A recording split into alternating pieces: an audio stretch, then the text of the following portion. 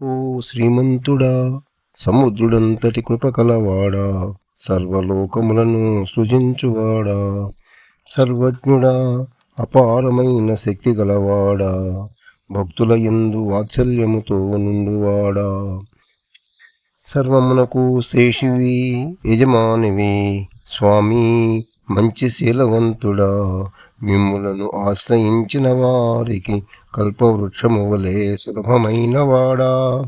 ఓ శ్రీ వెంకటనాయక, మీ యొక్క పాద పద్మములను శరణు వేడుకొనుచున్నాము.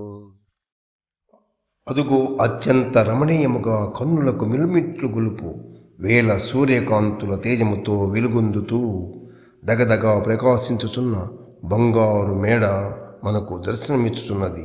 అదే బ్రహ్మాండ నాయకుని శ్రీహరివాసము.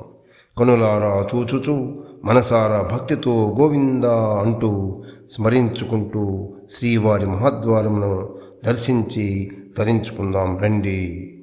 ఈ మహద్వారమునకు ముఖద్వారమని, సింహద్వారమని, పడి కావాలి అని తమిళులు పెరియ తిరువాసన్ అంటే పెద్ద వాకిలి అని వేర్వేరు పేర్లతో నిత్య వ్యవహారంలో పిలుచుకొనుతున్నారు. ఈ మహాద్వారం మీద ఎత్తైన గోపురము నిర్మించడానికి అనువుగా బలిష్టమైన శిలలతో ద్వారమునకు లోపలి వైపు వెలుపలి వైపు ఇరుపక్కల 38x32 అడుగుల కొలతలు గల దృఢమైన చౌకట్టు నిర్మాణము జరిగింది. ఈ గోపురము క్రీస్తకం 13వ శతాబ్ది నుండి అంచెలంచెలుగా పెంపొందించినారని తెలియచున్నది. చక్కగా గోపురంపై సువర్ణ రంజితమైన దగదగా మెరుగుచున్న సప్త కలశాలను చూస్తున్నాము. నమస్కరించండి. ఈ గోపురం ఎత్తు 50 అడుగులు ఉంటుంది. ఈ మహాద్వారానికి అనుసంధింపబడి ఉన్న మహాప్రాకారం స్వామివారి ఆలయం చుట్టూ పెద్ద పెద్ద శిలలతో సమున్నతంగా 4 అడుగుల మందంతో సుమారు 30 అడుగుల ఎత్తుతో నిర్మించబడినది. మనము స్వామివారిని వేడుకుంటూ మహాద్వారం చుట్టూ ప్రదర్శన చేసి వద్దాం. ఈ మహాప్రాకారం కుడ్యం పొడవు ఉత్తర దక్షిణంగా 263 అడుగులు, తూర్పు పడమరగా 414 అడుగులు, మొత్తం చుట్టుకొలత 1354 అడుగులు ఉంటుంది. మన స్వామివారి దేవాలయం చుట్టూ ఉన్న ప్రధానమైన పురవీధులను తూర్పు మాడవీధి, దక్షిణపు మాడవీధి, పశ్చిమ మాడవీధి, ఉత్తర మాడవీధి అని అనగా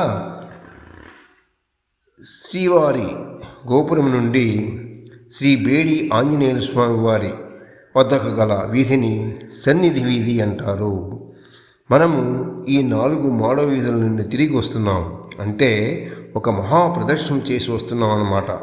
ఈ ప్రదేశంలోని శ్రీ స్వామివారి పుష్కరిణి, శ్రీ ఆదివరాహస్వామి దేవాలయం, శ్రీ బేడి ఆంజనేయ స్వామివారి దేవాలయం మరియు స్వామివారి అర్చకుల సిబ్బంది యొక్క వాసములు మరియు ఇతర మఠాలు ఈ మధ్యలోనే ఉన్నవి.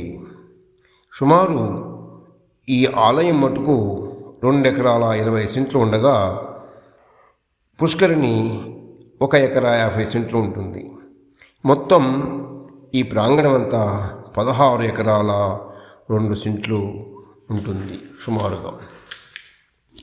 నిత్య కళ్యాణం పచ్చతోరణం అన్నట్లు ఈ ప్రవేశ ద్వారము పడి కావలి పచ్చని మామిడాకు తోరణాలతో, ఎత్తైన అరటి స్తంభాలతో నిత్యము కళకళలాడుతూ ఉంటుంది. మనమందరం గోవింద గోవింద గోవింద అని భక్తితో ఆర్తితో మహద్వారం గుండా స్వామివారి ఆలయంకు వెళ్దాం. జై శ్రీరామ్. ఓం నమో వెంకటేశాయ.